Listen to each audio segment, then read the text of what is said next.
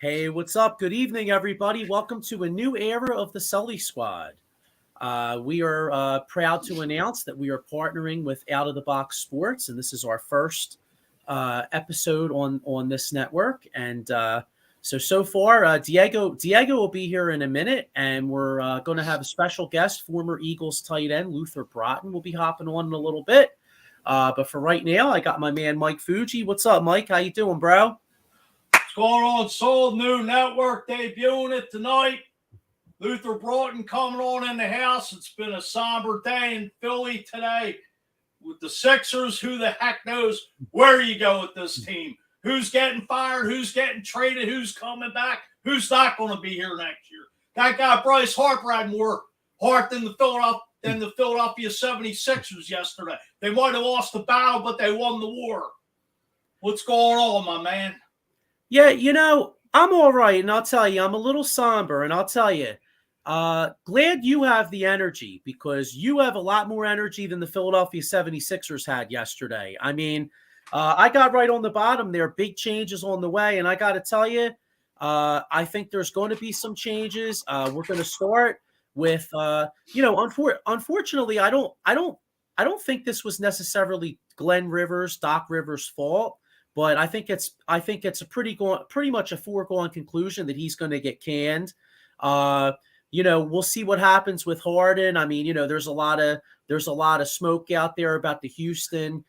Personally, I don't know if I necessarily believe that. I think that that's Harden's camp trying to get money, because if you watch the way Harden played at almost 34 years old, I mean, other than just bringing back an all-time great, what purpose does Houston have in adding James Harden? All right. I mean, especially how bad they are. I mean, they're not. It's not like he could build around them. 34 years old. Yeah, exactly. I mean, and Houston has a chance. I mean, the NBA draft lottery is tomorrow night. Houston has a chance to win the lottery, and what the heck would be the point of bringing Harden in unless you're just trying to teach the French kid how to play? If that's who they get. Exactly. All right. We got a comment here. Ken Fry said, "Welcome aboard, fellas. 76ers looked uninspired." Yeah, uninspired. That's like the understatement of the year. I mean, in my opinion, Joel Embiid. I saw it going around the chat yesterday. You remember Rocky 3, where Clubber Lang goes, he's a paper champion. Yeah. Well, that coming down the steps. Yeah, that is Joel Embiid. I mean, the only thing missing was Jason Tatum yelling to Embiid's fiance, saying, "Yo, come get with a real man." And Tatum dropped 51, bro. You know what I mean? Well, I don't know where the heart was in that team, but this team has the plague of Ben Simmons, the Tin Man with no heart. They ought to all go see the damn Wizard. I mean, I don't know. It's just. Max, you just seemed yesterday like the one with any fire. Like, to me, it's just like they just flat out quit, and it's a flat out joke and a disgrace.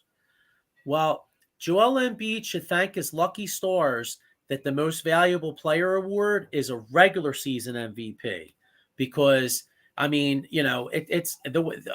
I'm sorry, but for him and Harden to combine for 24 points in a game 7. I mean, that's just not winning. That's not winning basketball. It's not a winner's mentality. And the bottom line is, they had a chance to close Boston out in game 6. Tatum was 1 for 14. And you know what Tatum did? Tatum did what money time ball players do. Game 6, he hit 4. Game 6, he was struggling. He hit 4 big 3-pointers late in that game. Next thing you know, he comes out there and hits and hits for 51, a game 7 record.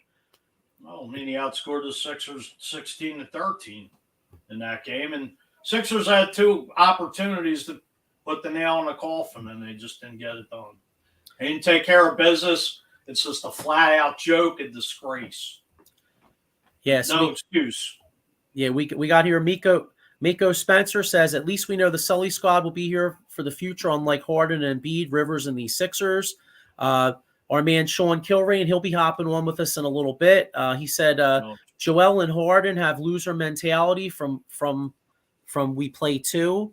I got Fight Club 215 podcast says, "Welcome to the family, boys. OOTBS Sports." Thank you. We got Joey Wood says, we heard this time and time again, Harden don't show up in the playoffs. Last night it showed. Yeah, so I agree with that, but I agree with that. Okay, but the one thing, Harden did have 2 great games though. They don't win game 1 without Harden. They don't win game 4 without Harden, and Harden played well in game 5. I mean, and so, and I'll kill Harden for not doing what he was supposed to do. I put this on Embiid, though. I'm sorry, but you're the MVP of this league. Game 6 with 4.5 minutes left. You didn't demand that basketball, and then yesterday you show up with an effort like that. Harden deserves some blame, but I put the onus on Joel Embiid. Joel Embiid showed again that look at all the different combinations of players they've had around him, and the common denominator is Joel Embiid not getting through the second round. And Ken Fry saying here, do you think Embiid was injured? You know what? I don't care. That's the thing. I'm tired of it. It's always something with this guy. You know what? If you're well enough to be out there and play, then you got to produce. I don't give a shit about what he's dealing with. You find a way to make it happen. What do you think? The pain. Oh, me, I'm old school. You play through the pain. It's crunch time. This is where the big dogs step up. If you're the MVP, you want the goddamn ball every time you come down the court, and you want to take, Smart on whoever. Now, he made Al Horford just dominate his ass. I'm sorry, but Al Horford is Embiid's daddy right now, and Al Horford's an average center. Come on. Yeah, Joe. It's a joke. Yeah, Joey Woods here. He says 2 great games when the series wasn't on the line. When you need him, he doesn't show up. Listen, I am not defending James Harden. He's definitely on my shit list. But Joel Embiid's number 1. Like they say, you remember Spider-Man? Of course. All right.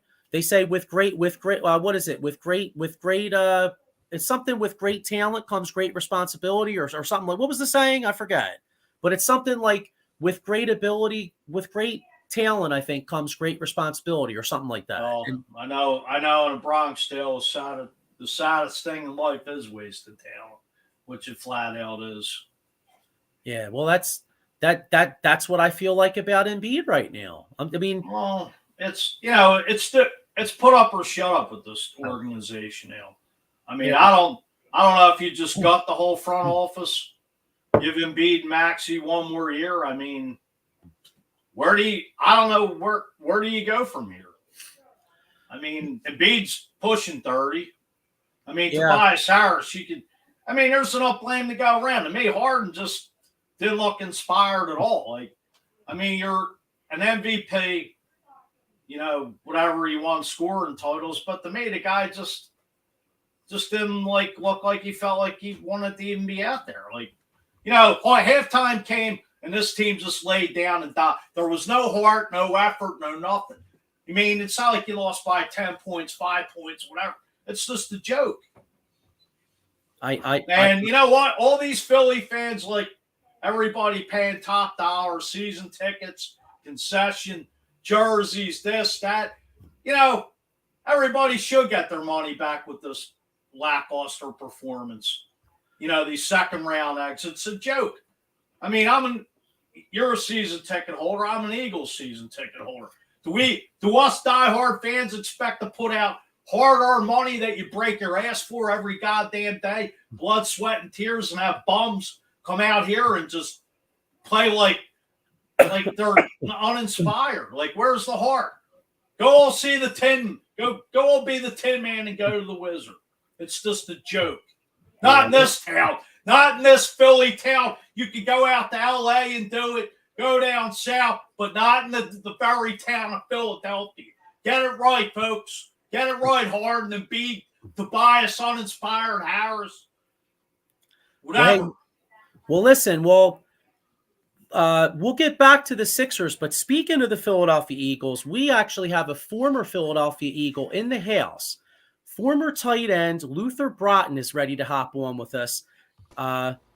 How you doing, Luther? What's shaking, man? How you doing? What's Can going Yeah, you I'm on, see good. me Luther? well? Man, Well, I got caught. I knew I was supposed to be on at 6. Got hey, caught up at the end of work. I'm that's I'm all right. I'm not I'm not big time, and I didn't make all those millions. So That's all right. We appreciate you coming on and taking your time out. what's Yeah, happening, Sorry to see guys? you. What's going on? How you doing?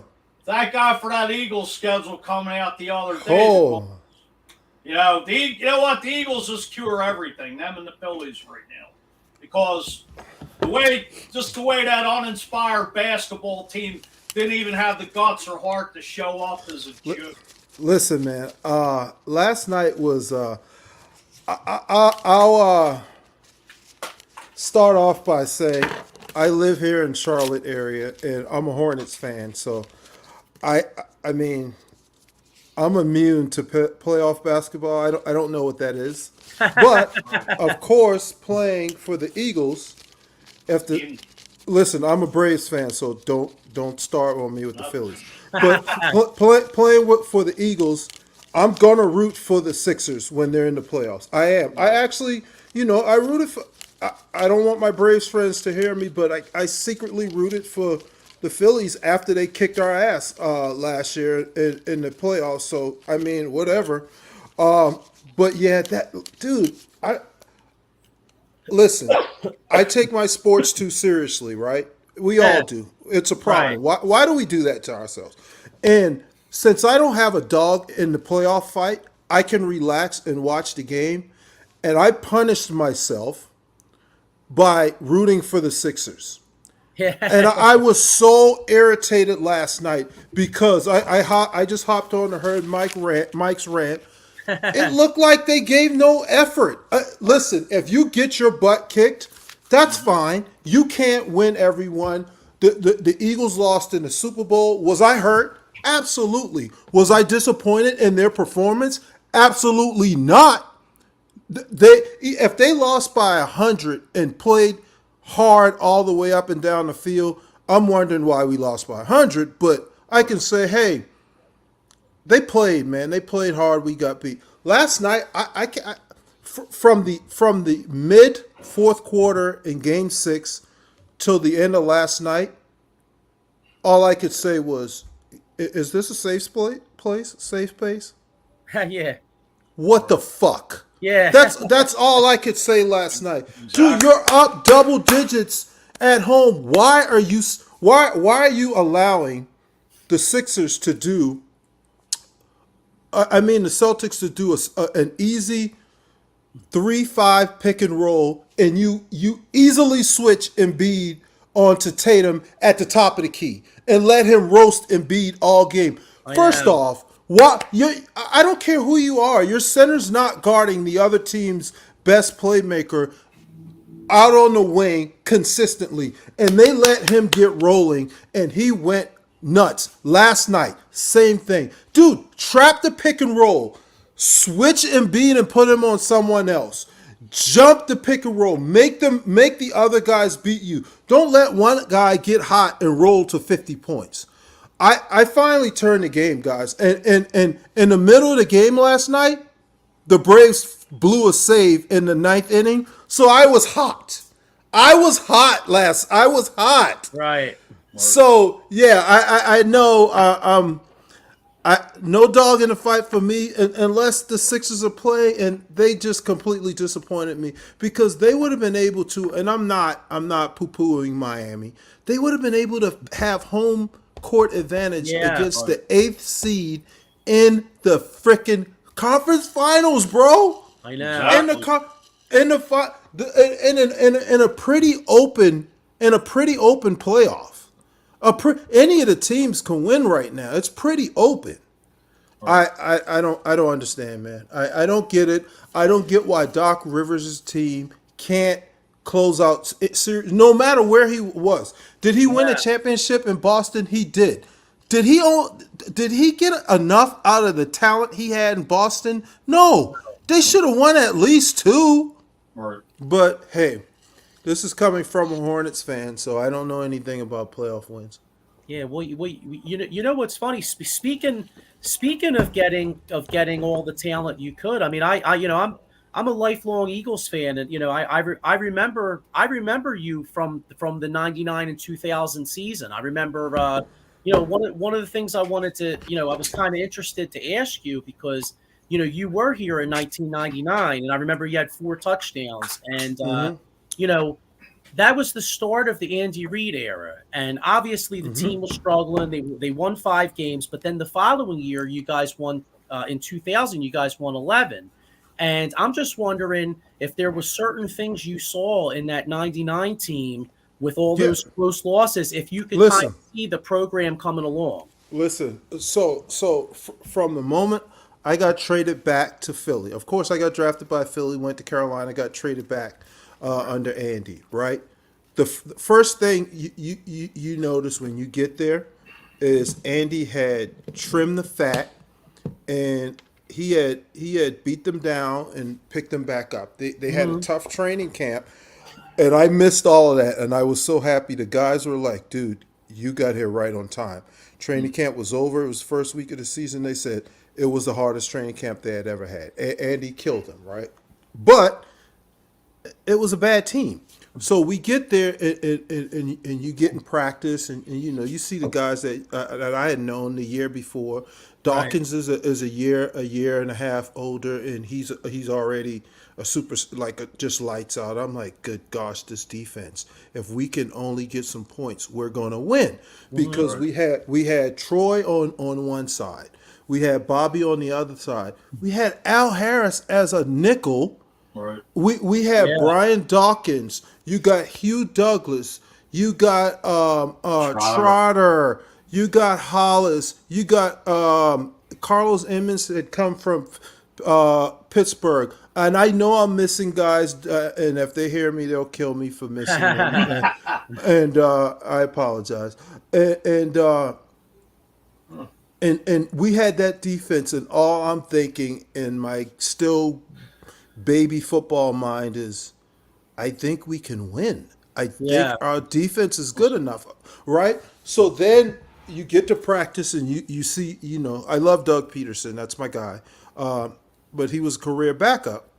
And then you see some of Donovan. You see some of him in practice, and you go, ooh, boy. Ooh, you Yeah. never know how that's going to work out, but you go, oh boy, and then the games start, and on offense, it's deuce run, deuce screen. We couldn't get a lot out of the passing game. We were just getting better, but we had a good offensive line. We Hmm. had Trey and Big John out there at tackle. At guard, we had Jay Berry, and at center, we had, what's his name from Tennessee? Good gosh, Oh, Bubba Bubba Miller. Miller. we had Bubba. I know we had the free agent we signed the year before, but I think he was already gone. Steve What's his name?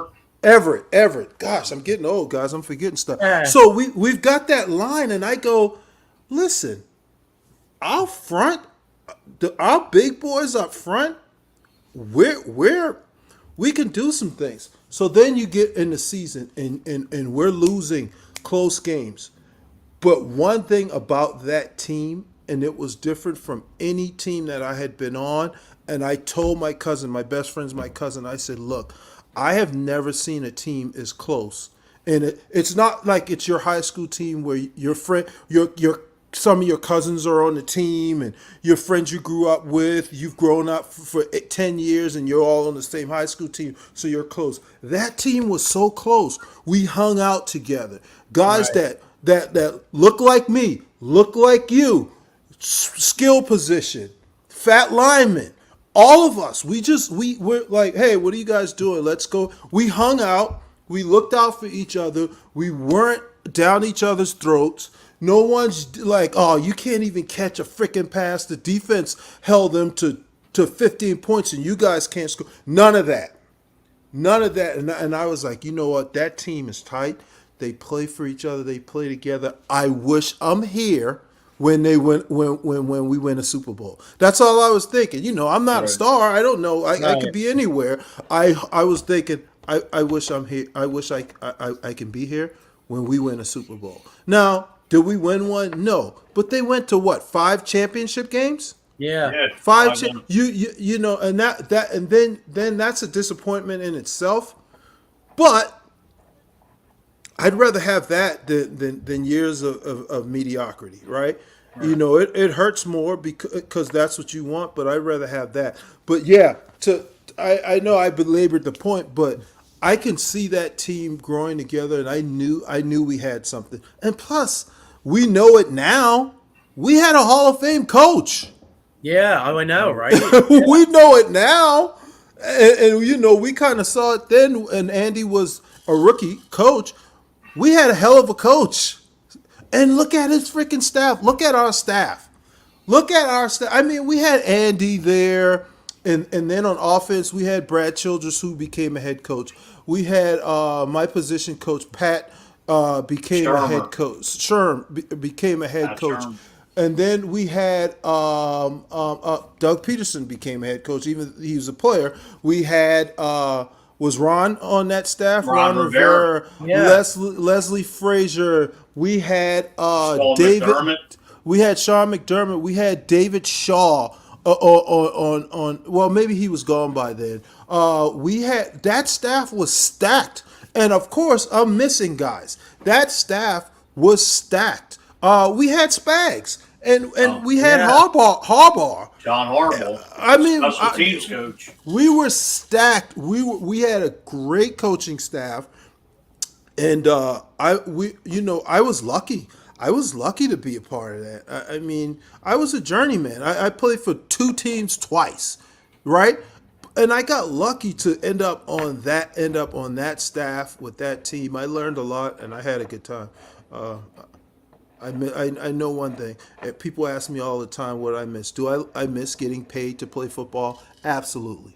Let's be real, right? Right. I miss the locker room. I miss that locker room. I miss that locker room. That was a great locker room.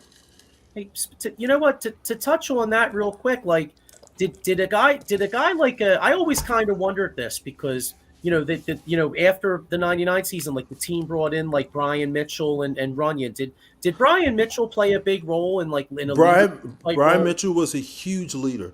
You know, Brian was a Redskin for so long. Of course, we hated him because he was good. Played against us twice a year. And Brian is a talker. He talks on the field. He talks a lot of shit. So you think that Brian's gonna come there like, I wonder if this guy who this great teammate. He's the guy that you hate playing against, but you want him in your locker room. He was that guy. And Runyon wasn't a talker, and he led by example. And you're going behind him. You're if you're at war, you're walking behind John. He kicked ass, kept his mouth shut, and kicked more ass, right? And he held guys accountable. I mean, even like me, I'm playing tight end, and I got to be next to him on the line, and he'd help me out. I'm not Right. doing too much blocking on Strahan. He talked to me about what I need to do, what I need to do with my footwork, and this, that, and the other. So, great guys, man. I see a question here. Yeah. This is our own Sean Kilrain had a question here. He says you played with Wesley Walls, Chad Lewis, and Jason Dunn. What was it like learning or playing with them? And then Great question. I'm gonna tell you who I learned the most from, and it's not a shot at any of the other guys. It was Wesley Walls. When I went to Carolina, Wesley was the starter, and he was an All Pro, right? And Wesley would, some guys don't, it's not their job to coach you up. And Wesley would always tell me to come out with him after practice. I catch 50 balls. I catch after practice, no matter how rough practice is. I catch off the jugs machine. And one day he said, "Look, you want my job. You're here to put me out of a job. But I don't think it would be best for us if I don't teach you how to be a better tight end because you got a lot of skills. You've got a lot of skills, and I'm gonna try to teach you how to take my job. And he said, "We're not quarterbacks. Both of us can play at the same time." And he would teach me stuff every day. He said, "Luther, you're faster than me." I mean, he was like, "There's no." He was like, "I can't run with you. You're so fast and athletic." He said, "But you don't play. You don't run." He said, "If you run a 4.6, you don't run a 4.6 every route. I can see you. I can. It's almost like you're thinking through your route." He's like, "Dude, you have to scare them every route. If you have a 5-yard route, you have to run it like you're starting a 40-yard dash. If you got a 15-yard route, you have to run it like you're starting a 40-yard dash. You have to put the safety on their heels because most of them want to tackle." And that's that's a huge piece of advice that he gave me early on. Because, I mean, I played tight end in college, but I was tight end, back and spread, back and receiver and spread, and I did a lot of stuff, not a lot of right on the end tight end stuff, and he did a great job of teaching me stuff. The other guys, I learned from them as well, right? But Wesley gave me a lot. He taught me a lot. Matter of fact, I saw him like 2 weeks ago, and we caught up, so it was a good time. Much. Luther, as far as I don't know if you were with the Eagles at this time, but or you might have been gone, but did you play with Eric Bieniemy under Andy Reid? I played with EB. Yeah, I did. He was also another good teammate, a guy that who wasn't a superstar, but people who led and people listened to. Those are the type of guys who are good for young players, man. A guy like Troy Vincent, man. We called him Uncle. Those guys will lead you in the right direction. I see a guy like, and some guys. You can't tell them what to do. You can't babysit a guy, but a guy like John Morant would have needed some guys like Brian Dawkins and in his locker room. Maybe he does have those guys, and he just does what he wants to do, which kind of sucks because he's a South Carolina kid like me. But being in a locker room with those guys made my career easier. I'm a small school guy that ended up getting 5 years out of that thing, and it was, I had some talent to bring, but it was because of good coaching and really good locker room guys. Oh, this question, a lot of people may not know about this school. You were at the Eagles in '99, wasn't Andy Reid's first year being that season. Were you there when he rode George Hageman with the sleds? I did not. That was during training camp. I missed the entire training camp. I spent training camp in Carolina, and they traded for me. And I kind of heard bits and pieces of that story, but I don't know it well. So no, I wasn't here for that one. Actually, what was the difference? Like, you were drafted by the Eagles originally under Ray Rhodes. I mean, what was the two different things with playing for Ray Rhodes as opposed to Andy Reid? It was two completely different people, two completely different personalities. Ray was more of a player's coach, and I think I wasn't there that next year. I went to Carolina. I think it may have gotten away from him from some things I heard, because you give guys an inch and they're going to take 200 yards, and I think it kind of got away from Ray there. I enjoyed playing for Ray. I'll tell you that. I enjoyed playing for him. I thought he let his coaches run the things. Like Gruden ran the offense, and E.T. ran the defense. Ray was more of a CEO type. Andy, on the other hand, Andy ran the offense. Andy had more of, and I knew Andy was taking over a team that was bad. He had his hands in more. He took a step back after a while, but I thought Andy held guys accountable more. Hmm. And I don't want to be on here sounding like I'm shitting on Ray. Right. That's not it. I just I thought the got you. different. I thought the difference because I like both guys. I can tell you I couldn't stand playing for George Seifert. I know he's got one of the highest percentages in the history of sports and this, that, and the other. He was the most pompous asshole. No, people did not like him in that building in Carolina. They Hmm. they were happy to pay him to leave. That he was awful. I like people, dude. I never. I don't know if there are many coaches that I could say I can't stand. Even the one that got on me. I've had coaches that put their foot in my ass, and it's like they're doing their job. And then I had a couple that I just didn't enjoy. Seifert was one, Gruden was the other. Otherwise, they respectfully put their foot in your ass, which is fine with me. My What dad was respectfully put his foot in my ass. what was it like playing with Sam Mills with Carolina? Oh man, Sam was a legend. Sam was when I got there, I was still young. I was a rookie in Philly. I went on the practice squad and the Panthers, stole me from the practice squad and I get there. I'm still small school kid. I know I shouldn't be kind of in awe, but I was in awe. He was freaking 5'2", little dude, and you see him just talking and diagnosing and coaching. I got there and I'm like, this guy coaches. Yeah. Like I marveled at him in practice. He coached. They didn't even need a linebacker. He coached, and but then you talk to the guy. You know how some guys you meet. Some guys are nice. Some guys are standoffish. And some guys they don't like the attention.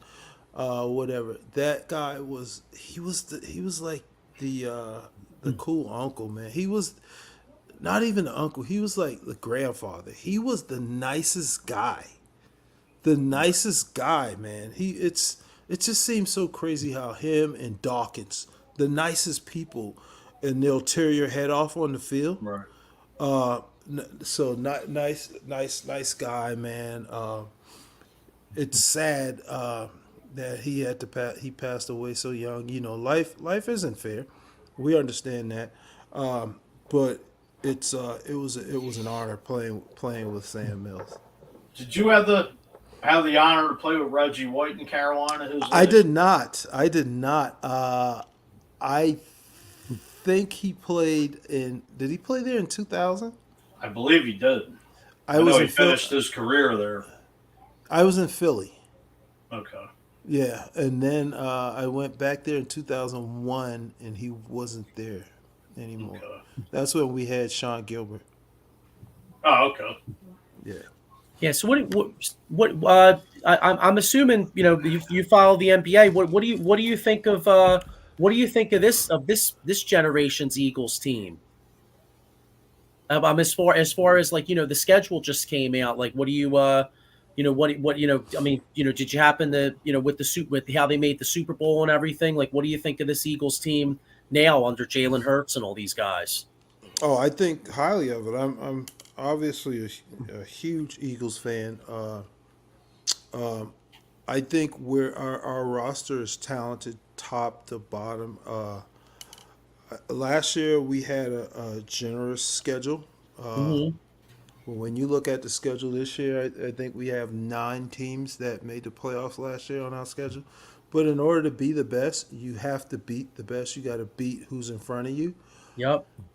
But boy, that's a tough schedule. That stretch from week 6 or 7 through 11 or something like that, where Hmm. we have Dallas, Buffalo, Kansas City, San Francisco.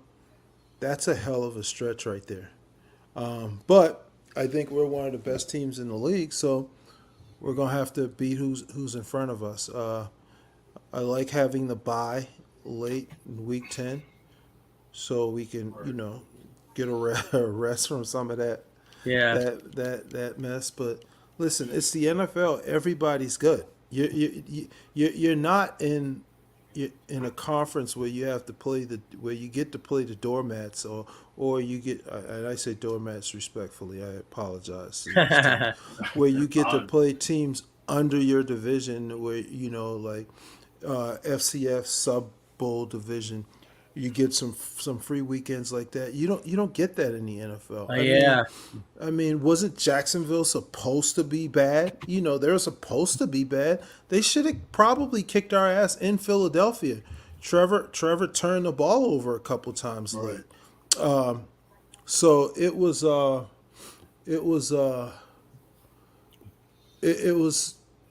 we took advantage. We beat the people in front of us too. Right. So we got all those people on our schedule, and then we have Dallas twice, New York twice, and Washington twice. I mean, come on. But it's the NFL. Yeah, if you want to win the thing, you gotta beat people. Yeah, I just got one more.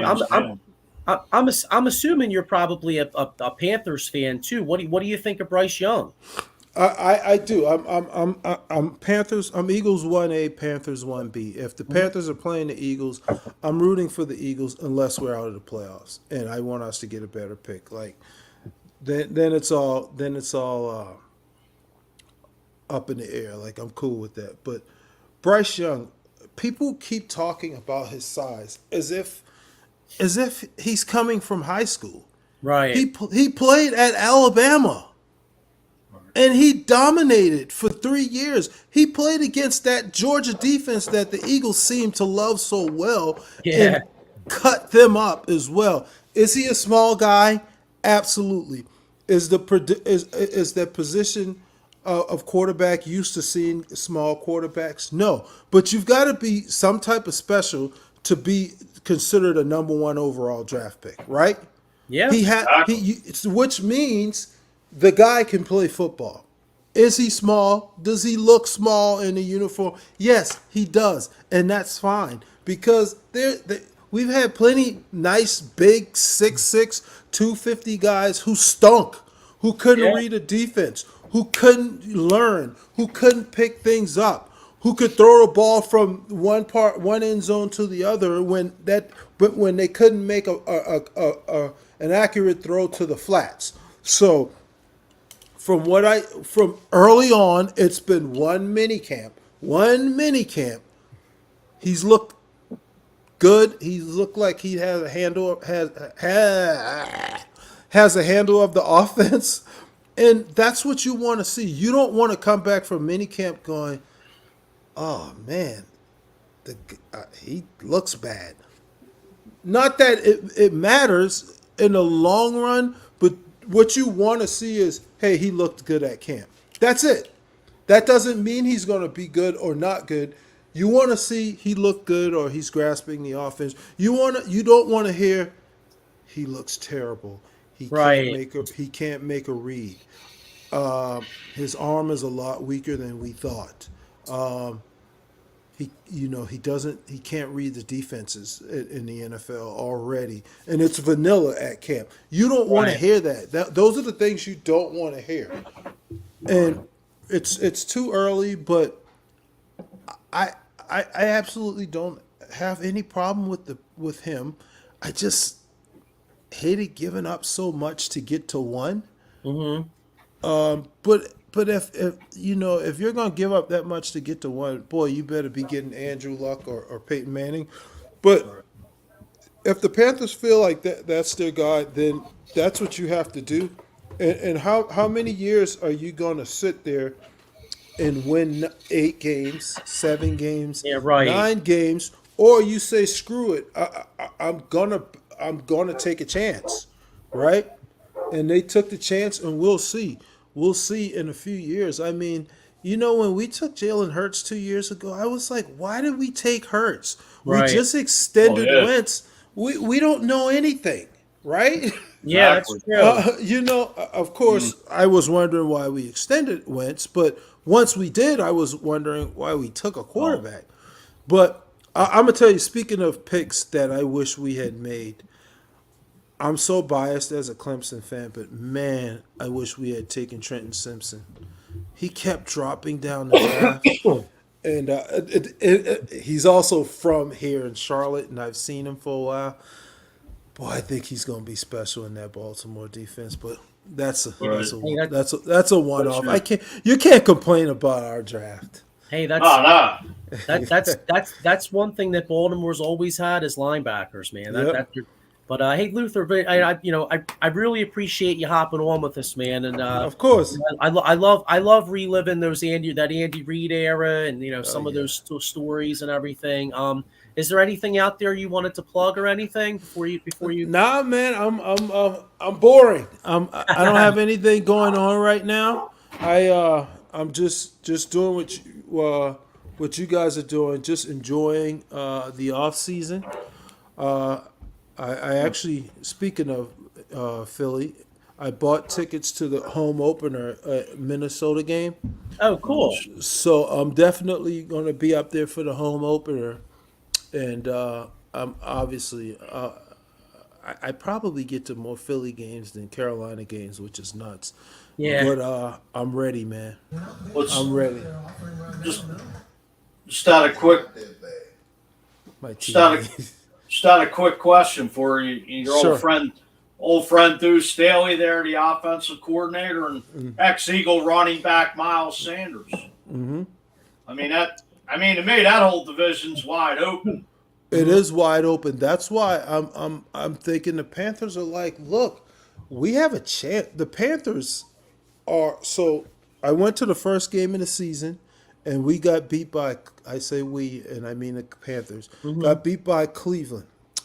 We had a sack, and we hit the quarterback up under, like throwing the ball. They called roughing the passer. They ended up getting in field goal position, and they also made another bad call on a quarterback threw the ball with grounding. They missed a grounding call. They ended up kicking like a 60-something yard field goal to win the game, and they need every yard, right? Right. The Panthers were one game out of winning the division. Yeah. And I know. you go back to that first game, and they lost to the Giants on a long field goal. The Panthers were close. And if they had kicked Matt Rule to the curb early on in the season, they would have won that division. With Baker Mayfield as a quarter, and the kid, the backup kid who's been in USFL and all over the place, he was their best quarterback last year. What is his name? And if they had moved on from Baker and moved on from Matt, who knows? They might not have had the ammunition to move up to one, but the Panthers are close. Every season is different because we're talking about the schedule, and we know how that goes. Yeah. It always changes. Bad teams flip, right? Good teams flip. So the schedule looks bad right now, but we don't know what it's going to be. But I tell you what, I think the Panthers have a chance to win that division. They have a huge chance to win that division, man. Yeah, I agree with you, especially with Tom Brady leaving. I mean, you're like you said, it's wide open. And they stunk, even with Tom. So Tom's leaving. Then you get New Orleans. Who the hell do they have at quarterback? David Carr? Yeah, Derek Carr? Yeah. I mean, at this point, he's just a guy. The Panthers have a chance. They have a defense. They can get after the quarterback. So we'll see. I do have a question for you guys. Let me flip it around and become Sure. a host. Absolutely. Do you think the Sixers should fire Doc Rivers and go after somebody like Monty Williams right now? I can see that. I could see that, but I was reading where the Bucks are going to go after Monty Williams, and if you're Monty Williams, I feel like that Bucks job's a little bit more attractive than the Philadelphia job right now. I agree. I can't disagree with you. I mean, they were saying Monty Williams, having ties to Philly from the past. Yeah, that's what I was thinking too. But does he want to go to Philly? Philly might Like to Joe's point, does he want to go to Philly with Embiid over Giannis. Milwaukee with Giannis? You know, and if I'm Philadelphia, I'm fine letting James Harden go back to Houston, Yeah. whatever the hell he wants to No do. doubt. Yeah, I you know, Philly seems like they could be a good free agent destination. They're not far, but can we get Joel to? Can we keep him healthy in the playoffs, man? He's got to step it up. I mean, yesterday was really disappointing. I mean, I was really hoping that he would bring it. You know, that was utterly disappointing, and his comments after the game were even more disappointing. Like, what are you talking about? I know. Like, come on, dude, that's not the time for that, and it was inaccurate. You needed to play better. Yep, and especially being the MVP. Right. Yeah, but I hear you, man. But hey, Luther, thank you so much for your time, man. I really appreciate you hopping on with us. Absolutely. Like to have you on again, closer to the season. Yeah, man. Just you guys know how to reach out to me, and if I'm free, I'll be happy to hop on, brother. Hey, sounds good. Nice to meet you. Thank you very much. You too. Fly, Eagles, fly. Yep, yes, sir. Go Birds. See ya. Great stuff. All right, that was fun, man. And we got our man Diego hopping on. What's up, Diego? How are you, bro? I could have got on like 20 minutes ago. I just didn't want to interrupt your guys' interview. Great interview. Yeah. Oh no, I understand. No, it was great. Yeah, no, he was awesome. I love Reminisce, and plus, Ted, Diego was almost playing hero out there. Why don't you tell what you want to? Well, like 10 minutes. 10 minutes before we're about to go on, my girl's mom's sitting there looking at the window. She's like, "See that black smoke over there?" And then she's like, "Whoa!" And then I look out, dude. It was like the biggest black cloud of smoke I could ever see. It's like right across the street here, right on the other side of the street, right here on the other side of this wall. And my fiance's like, "Let's go over there and make sure," because my fiance lives in the middle of nowhere. She lives in Chatsworth, New Jersey, where they don't even have a fire department. You know what I mean? Wow. So we're like, "Yo, we got to get over there just to make sure they don't need help getting people at the house, pets, blah blah blah." As we get over there, the guy's just holding his head. He's like, "We got all the kids out. We got the dog out. The cat's still in the house." Dave's house was he said that his daughter went and came inside. It was like the porch is on fire. He goes outside, trying to turn it out with the hose, and in 15 minutes, the whole house is on fire. That house is done. It's lost. It's gone. It's got to be taken down to the. Don't they have any volunteer firefighters in that area or something? Yeah, the thing is, every firefighter probably closest to this area is 20 minutes in any direction. The closest fire department. So really, it's they got to worry about the woods going on fire because they're in the middle of the Pine Barrens. So they got to worry about these woods going on fire. So they got forest fire out here. They got 15 fire trucks, but they all have to come from the outside surrounding areas, like Medford, New Jersey, Pemberton, New Jersey. They got to come out here. So it took 20 minutes. So we were just there making sure that no one needed help or if we could do anything. But there was no help in that house. That house was done. Hey, well, first off, you were in the part of New Jersey where they have the Smokey the Bandit says you can prevent forest fires. Remember, don't they have those signs out there, right? Yeah. You have them everywhere out here. They also did an episode of The Sopranos down the Pine Barrens. Oh, yeah, they got rid of the Russian guy down here. Christopher took the Russian guy down there. They lose their shoes. Tony and they got stuck in the muck. Yeah. Tony had to come down and get him out. The Russian guy was an ex-Marine, Green Beret guy. Can survive in any climate. He killed you know 16. How much I paid for those shoes? Right. Yeah, Christopher, shut up. Let's go. Christopher and Paulie Walnuts were surviving off the ketchup packets. Right. Yeah. Remember? Mayonnaise. Yeah, so Diego thought he was going to have to play hero, but now we can get back to the regularly scheduled programming of ripping the shit out of Joel Embiid, Mr. Playoff LVP. Yeah. Least valuable player, dudes. No, I'm still mad about it, dude. I woke up mad about it. I went to bed mad about it. My whole day I've been pissed off about that game yesterday. How you guys feeling about it? I was lit up Atrocious. I was lit up in work. Just PO'd. You saw me just go to town. Just put the 10-man up there. Go see the Wizard. I mean, besides the regular season MVP, there's plenty of blame to go around with this team. I mean, there's a lot of blame. I mean, where do you begin now? I mean, obviously, you can't fire the players, as they say. I mean, does Doc go hard and walk? Do you trade Embiid? Where's this Sixers off season going to go now? Let Harden go to Houston. He don't deserve to be See, here. I think we're all asking where is this whole season going to go.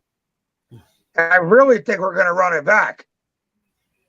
So do I. I think. Not saying that's what I want to do, but I don't think we have much choice. I think you try to unload Tobias Harris. Even if you let James Harden walk, you only have, a $12 million section to work with. So you're never going to replace James Harden with a mid-level exception type deal. So your best bet, if you want to compete next year, has to be bring the team back. And you're just going to be out in the same exact round right now. But the Sixers are anti-kind. But here's the thing also. Do you kind of bring back, like free agent-wise, D'Angelo Russell? I was talking to Joey and Fuge about, try to work something out like that, This team is built the wrong way around Joel Embiid. They have a whole bunch of guys who play defense and clock paint. PJ Tucker, Joel Embiid, Harden, they all play the paint. Harris, they all play inside paint. So you're struck, instead of going again for 3 real shooters, you go out and get more guys that clock the paint and PJ Tucker and Melton, more guys that play at the rim. They have to go out and get some real shooters. Some guys who can knock them wide open threes down that PJ Tucker and Melton had this whole entire series. A guy who's going to make 2 of the 4 3-pointers in the fourth quarter that Melton missed in game 6 at home wide open. Like, believe it or not, Boston has them kind of guys. Miami has them kind of guys. Yeah, and there's a reason these teams were at the end in 2020 and 2022, because all these teams are made to shoot 38 3-pointers. We got a guy out there, Tobias Harris, making $40 million, who's scared to shoot a 3-pointer. And his job is strictly to play defense and shoot threes. Yep. Right. So, like, and also, where the blame should really go, Daryl Morey. Daryl Morey tried retooling a team, and he didn't even try retooling it the right way. Well, if you think Morey should go, what about Elton Brand? I don't think these guys are going to go because you pay Morey, $10 million a year for the next 3-4 years. You got Doc under contract for the next 2 years.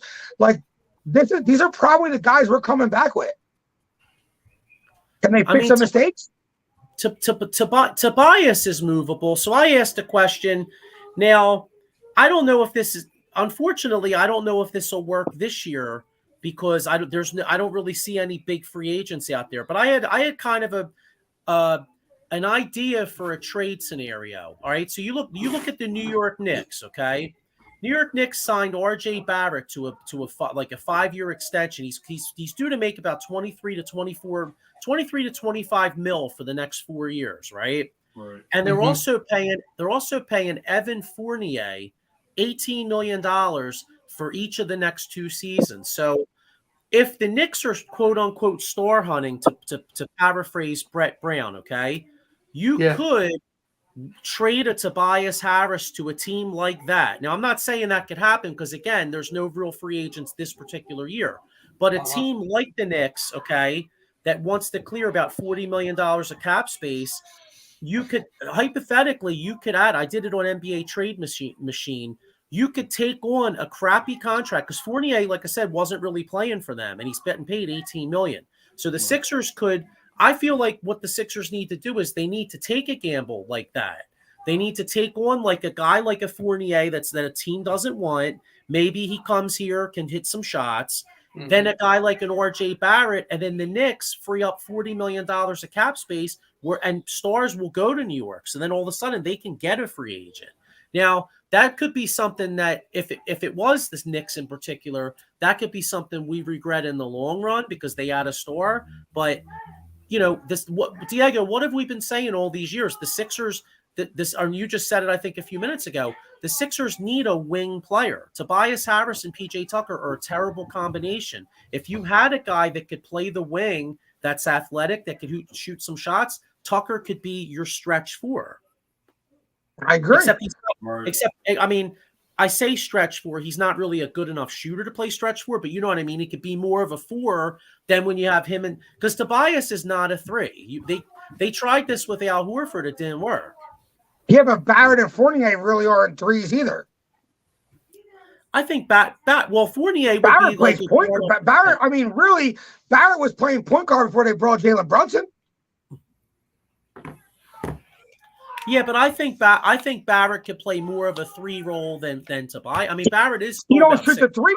It's the same problem as Tobias Harris. He don't shoot the three at a high enough percentage. He's not a good enough 3-point shooter. Now, defensively, he could probably play the three, but offensively, he can't. We need a guy who can really hit a shot down, dude. What about D'Angelo Russell, like I said? D'Angelo Russell's not really a 3-point shooter, though. Like, I'm talking about a guy like Max Strus, a guy like Tyler Hero, a guy that just shoots threes. That's his specialty. He's a sniper. He doesn't have to handle the rock. D'Angelo Russell tries to get to his spots. You know what I'm saying? So, like, D'Angelo, you know what? I like Russell. Russell's cold. Yeah, I just feel like tough shots. he makes tough shots. He's a good player, but he's kind of James Harden, right? He's a point guard. He wants to get in the paint. He wants to play the two-man game. He wants you to come up top and set a screen for him.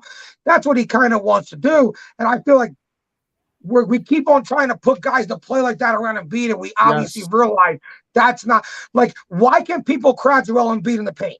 I'm not going to say it's not his fault, but why can Marcus Smart, Horford, and the other guard park themselves right in front of Joel Embiid? Because they ain't scared of nobody making that 3-point shot. They're not scared of a Max Strus being out there, of a Tyler Hero being out there, a guy who could just legit, if you leave me open, a JJ Redick. You know what I'm saying? You leave me open, this is cash. We don't have that guy, so it's easy to back 2-3.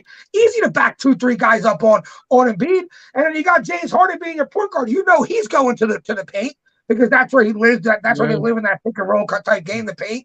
So it's really just like take the paint away from the Sixers. You took their game away. Yeah, and one thing too, why it would really irk me. I think we said in our chat, Joel should not be dribbling the ball. A 7'2" guy. Okay, you got great dribbling skills. Your job is to man the middle in the paint. Call me old school, but that's how. Not dribbling, always standing at the 3-point line and stuff like that. I mean, if he would have did that, I think it kind of would have been a different situation maybe, but it wasn't. So well, him and Harden were turnover machines the last game and a half. Well, 5 and 4, right? Yesterday? They had 9 turnovers yesterday. Yeah, it was just they had more turnovers than field goals made. Yeah, absolutely. Mako Spencer says, look at the Lakers, dead to rights first half of the season. They bring in Vanderbilt, Russell, and Hachimura, and from play-in and one series away from the NBA Finals. It's surrounding a team. Hey, Diego knows I've been saying that since the trade deadline. I've been saying watch out for the Lakers, and it would not spit to see LeBron James get another title. They're playing some unbelievable basketball, and Anthony Davis has been a major X factor. When's that series start? Tomorrow night, I believe. Tomorrow night. I like the Nuggets in that series. Yeah, same here. Yeah. I can't stand the Lakers, so I'll be rooting for the Nuggets. But let's be honest. Not to play conspiracy theorist because I don't believe in that. Yeah. But I think the NBA would kind of love to see Lakers Boston. Yeah, they love it. The year Bill Russell died. We talked about that before. Recently. I'm rooting for the Lakers if that happens. Oh, I hate the Celtics. Yeah. Mako Spencer says the Marty 30. Yeah. So all right, well, we could spend all night ripping this team. I mean, any ideas of what they can do? And like I said, guys, that whole RJ Barrett, that was just a hypothetical, because I don't think they can even make that trade because there's no free agency out there. I was just trying to look. I was just trying to quote unquote think outside the box. You know what I mean? As far as like guys that possibly could be available. Like, you know, if there's a team out there that needs cap space in a year and maybe has a young player or somebody that can help us. That's all. You know what I mean? Here's the first step, I think. What do you guys think we do with Doc Rivers? I think Doc stays. I think he becomes the scapegoat. He's gone. Yeah, unfortunately. More than likely. Now, like I said, he can't fire the players, obviously, you know. Oh, man, that's a tough one, dude. But to bring I don't know if they're going to fire Doc. I think he's gone. Do they keep it in-house? Like we said before, Sam Cassell is the coach, so you keep it in-house because he knows how to coach. I'm just saying, you know, you got him. I don't even think it's the Sixers' choice to keep it in-house. I think once you fire Doc, you get rid of that whole staff. Cassell's not taking his boy's job. It usually works, yeah, true. Yeah, Cassell's not taking his boy's job. If anything, you bring in Monty Williams, but Monty Williams is very similar to Doc Rivers. Yep. Yeah, but like they're very similar coaches' mentalities. They stay coached very similarly. So, I mean, it's just like Luther Broughton just said to us. I mean, you know, what's more attractive, Philadelphia or Milwaukee? And don't forget Phoenix. The Sixers are at best number 3 on the list for jobs. All right, ready? Question number 2. What does James Harden do? What do you do with James Harden if he wants to come back? I go. Bye. I want him going. Too inconsistent. It's a player option. It's a player option, though. Do you think the market is out there for James Harden to even want to leave? I don't. You know what's funny? I don't. I play devil's advocate. I don't believe any of this bullshit about Houston. Me neither. I don't believe none of this bullshit. It's never made Why would Houston want him back? It's never made sense to me. In my eyes, eyes, were saying, like I said to Joey, the owner and the owner's son, I'm just throwing it out there. They like James Harden, the player, and as a guy. So they're always open to arms to bring him back. But you know what? Like you said, the NBA, you never know. I mean, the point of it is the guy's 34 years old. Why do you want to build a franchise around a guy that's past his prime? Exactly. So why would Houston want him back? Right. So there's no market for him. So Harden's obviously going to opt in and come back here because there's not going to be a market. There's not going to be a market out there for him. I don't believe the Houston rumors. Now, don't get me wrong. If it happens, it happens. But I just don't personally believe it. It doesn't make sense to me. So, well, you might have to bring. All right, so my theory is the Houston rumor is to try to get the Sixers to give him like a 4-year deal. There isn't a team in their right mind in the NBA that would give James Harden a 4-year deal right now. Absolutely. Not for the money he wants. Yeah. All right. He wants big money. So let me ask you a question. Would you give Harden a 2-year deal and just take it and take and I know he will leave it? No, I'm just saying. I know he looked really terrible. See, Diego and I were talking about this earlier today. If Harden leaves, it only frees up a $12 million exception for the Sixers. So the Sixers, it's not like the Sixers. If you told me right now Harden would leave and the Sixers would have $30 million in cap space, I'd be like, see ya, and I go get somebody younger. You're only going to free up. Okay. You're only going to free up a possibility of $12 million. So, a mid-level exception deal. Right. So looking at that, I feel like your only move would be if I'm Daryl Morey and James Harden comes to me and was like, yo, bro, can you throw me 2 years, $70 million or something like that, or whatever it is? I think you got to do it because what else you got to do? Free up $12 million? Which is enough. It's not even worth to free that up because you're never going to replace that talent. We're going to suck next year. So like if they plan on investing their future into Joel Embiid and they want to win with Joel Embiid and that's still the plan, Harden's your best option. I'm not saying I want him back, but I'm saying he's going to be the best option, either that or $12 million. What's $12 million going to get you? A player like PJ Tucker? Did you pay Exactly. PJ 11? Here's the other thing with that too. If you sign him to a 2-year deal, okay, you ride out next year. Well, that second year, again, same scenario as Tobias Harris. If it's not working out with Harden, you attach Harden with another. I know we don't have many first-round picks, but you attach Harden with something else, and you give him to a team that sucks, that's looking for cap space, or a team that wants to free up cap space to get a free agent, and then you get rid of Harden like that. Yeah, so that's the options with Harden. Now, the last step I could think to this franchise: do you listen to Joel Embiid offers? Do you make him available to some owners? Because if you ask a lot of people in this town, they would pull the trigger right now when his value is the highest it possibly could. What do you guys do? What do you guys think? You answer on the phone? I'd weigh out all options. I answer the phone. I would have never answered the phone up in a week ago. I would have told you no. I wouldn't have answered the phone, but I got to keep it 100.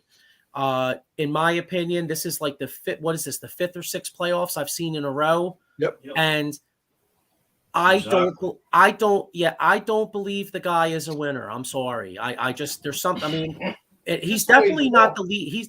He's the most talented guy he's the most talented guy in the league, or one of the most talented guys in the league, but he needs another alpha to win with him. He's not the top dog. So I've seen all I can see out of him. If somebody made me an unbelievable offer, problem is though, you're not going to get that unbelievable offer. Well, so when you got guys like Jimmy Buckets and PJ Tucker going knee deep in his ass to step the frig up and get some heart, I mean, you shouldn't have to from your regular season MVP.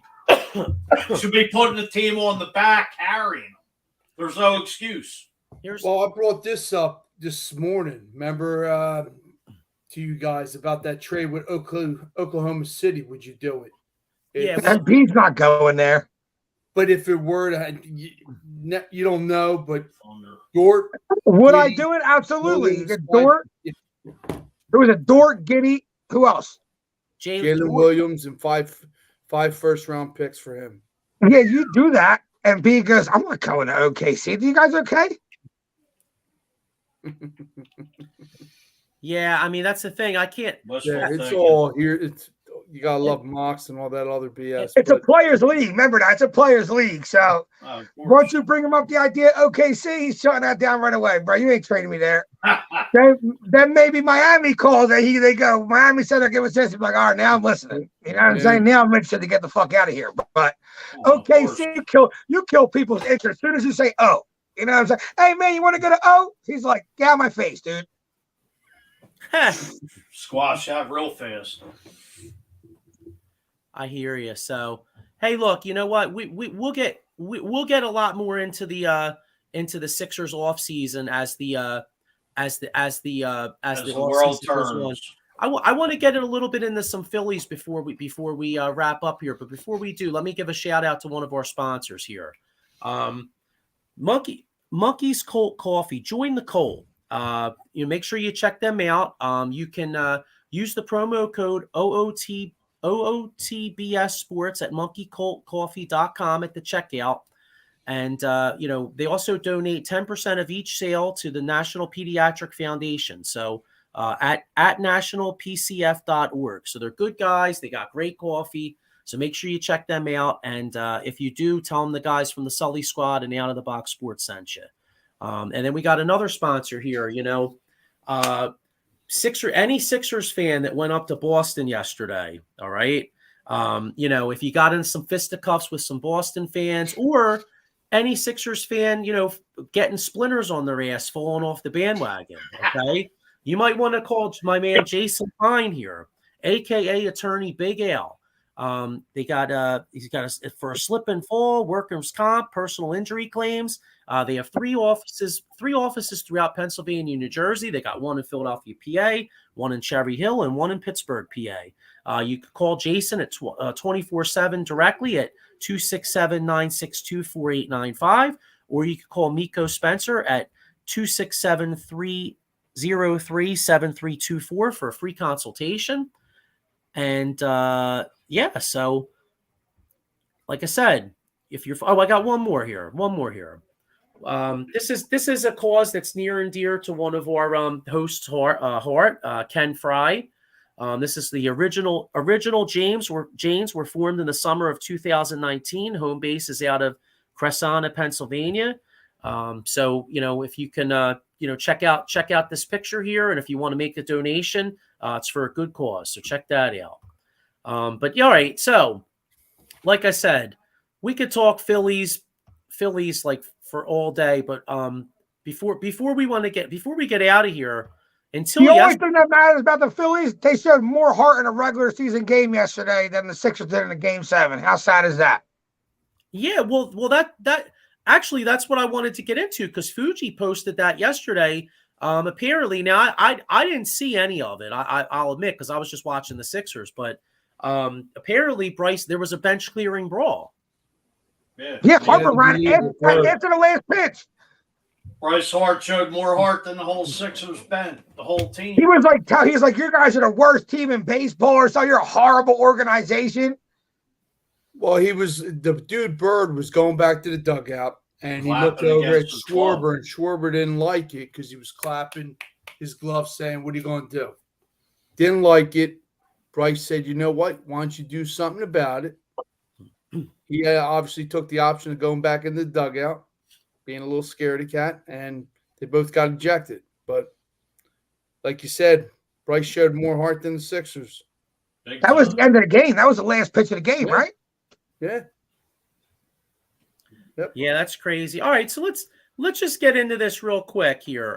Philly's schedule this week, okay? So last week they went on a nice run. What did they won? About 5 in a row until yesterday, I believe. Yeah, 5 out of the last 6. All right, so they're playing some good ball. So they're playing Mr. Coconut Oil, Gabe Kapler this week. All right, so you got 9:45 tonight. Yeah, you got. I love ice cream, guys. Yeah, I was gonna say you got. Yeah, they're playing the man that chooses food and then chooses ice cream and spits it out. He doesn't. Yeah, Gabe doesn't swallow. He doesn't swallow his food. So anyway, they got three at San Francisco tonight, tomorrow, Wednesday, off Thursday, and then they host the Cubs for 3. So that's 6 games before we come back on these airwaves. How are we looking in the next 6? What are you guys thinking? 4 out of 6. That's what I said. Yeah, 4 out of 6, 4-2. 4 and 2. 4 and 2. Cool. Yeah, I agree. And by the way, shout out to Nick Castellanos, man. What a turnaround, by the way. Big stick Nick stepping up. Yeah, big stick Nick. So we'll get all into that next week. And by the way, another speaking of baseball, any baseball fans and seam heads out there, make sure you check out tomorrow night.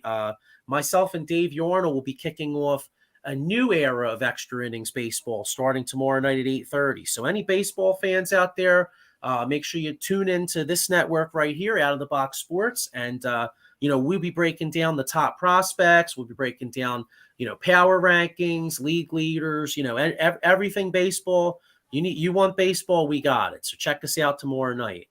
And, yeah, so that's that. Any other thoughts? Any other thoughts before we get out of here, fellas? No, just wait to see what the saga is with the Sixers going forward. Yeah, upcoming days or within the week, whatever. This is when sports get really boring. Well, it's actually not. I hear you on that, but we actually have tons to talk about. First off, next week, Philadelphia Flyers made some huge moves, which we'll get into next week. But by the way, we have a legend coming on next week, okay? The godfather of football, Mr. Ray Dininger, next week, the 22nd, will be on. We have the privilege and the honor of having Ray Dininger on with us next week to talk some NFL football and some Philadelphia Eagles football. So make sure you all check that out. Can't wait for that. I mean, I think when you mentioned Philadelphia football, you mentioned the Hall of Famer Ray Dininger, and I'll tell you, I mean, there's many a Saturday that I spend running some errands, listening to him and McNeil, on their Saturday show. So I can't wait for that. And in addition to that, we'll get into some Flyers talk next week. So The Godfather will be holding court. We'll all be like students, right in the classroom. Raise your hand for a question. that's right. Go. We're going to Mr. Dinner. yeah. We're going to what Godfather University. You know what I mean? Yes. Hang on, I got a couple more comments here, and we'll get out of here. We got Out of Box Sports Entertainment says, "Welcome to the family, Sully Squad from Out of Box Sports." Thank you very much. Thank you. Yes. And all right. So anyway, I'm going to play a little video, and then we'll get ready to wrap up.